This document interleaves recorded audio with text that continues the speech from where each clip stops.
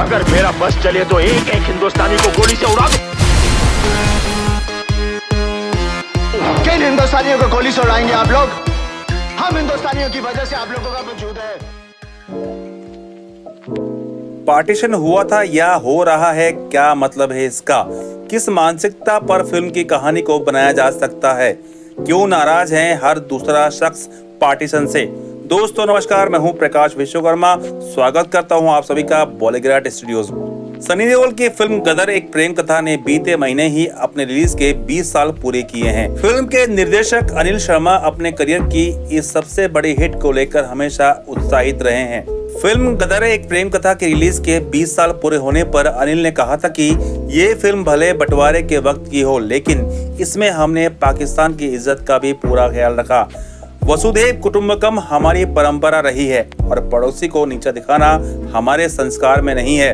हम पाकिस्तान को फिल्म में कहीं नीचा नहीं दिखाना चाहते और पाकिस्तान के इस वकार को पर्दे पर पेश करने की हमारी कल्पना को अमरीश पुरी ने साकार कर दिया था। उसी तरह अब की बार भी फिल्म को अलग लेवल पर बनाया जाने वाला है। डॉक्टर मुल्ला आदम अली द्वारा लिखित किताब पार्टीशन से अगर गदर एक प्रेम कथा का पार्ट 2 बना होगा तो शायद लोगों तक ये संदेश पहुंच पाए कि पार्टीशन हुआ ही नहीं था, या यूं कहें कि पार्टीशन हो रहा है।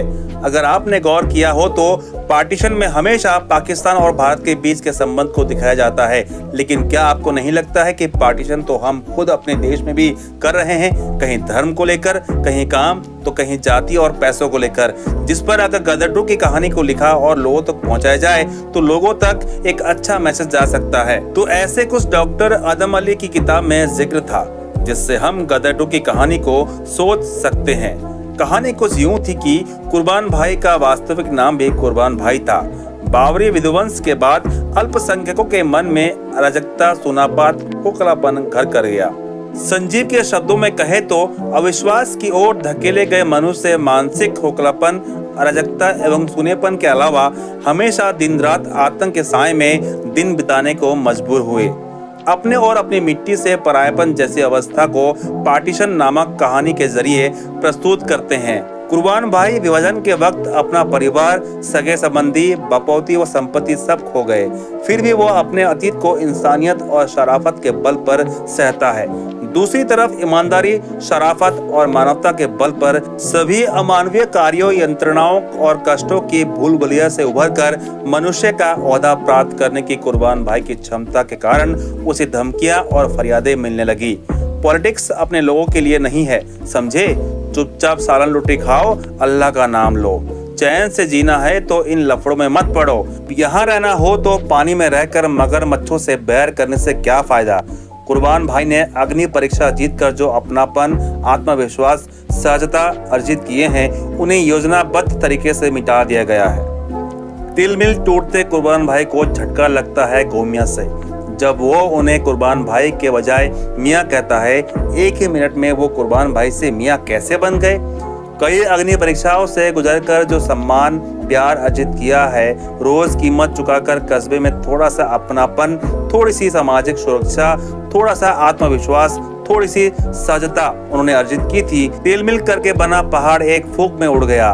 वो सोचते हैं कि अपनी मेहनत का खाते हैं, फिर भी ये लोग हमें अपना बोझ ही समझते हैं। वो सोचने लगता है कि विभाजन के वक्त पाकिस्तान चले जाते, लाख गुर्बत बर्दाश्त कर लेते, कम से कम ऐसी अच्छी बात तो नहीं सुननी पड़ती। धिक्कार है, लानत है ऐसी जिंदगी पर। या अल्लाह, हिंदुत्ववादियों को क्या पता कि कुर्बान भाई के अंदर क्या टूटता है। और बुद्धिजीवी कहते हैं पार्टीशन हुआ था, नहीं हो रहा है, जारी है। तो यहाँ किसी धर्म या जाति विशेष को दुख पहुंचाने का इरादा नहीं है। बस कुर्बान भाई जैसे लोग ये कहना चाहते हैं कि जब कोई एक इंसान एक देश में रहता है, उसके साथ काम करता है, तो उसे वैसे सम्मान क्यों नहीं मिलता है जैसे बाकी लोगों को मिलता है?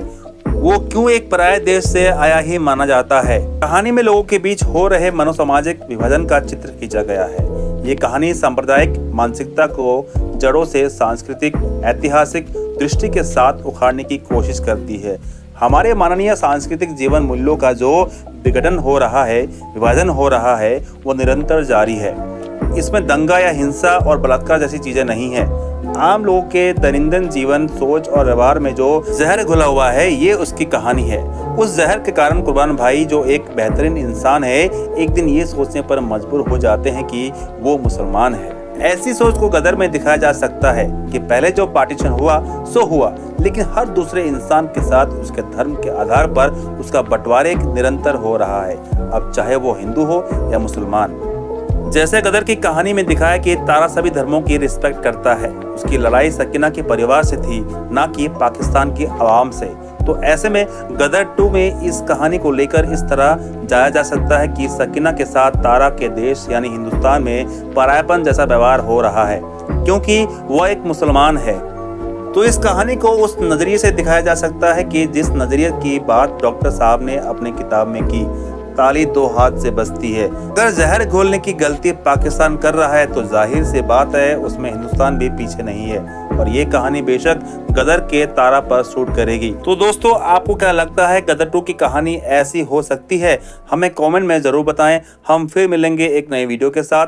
तब तक खुश रहें और सेफ रहें। Bye bye, take care. मिलते हैं अगले वीडियो पे।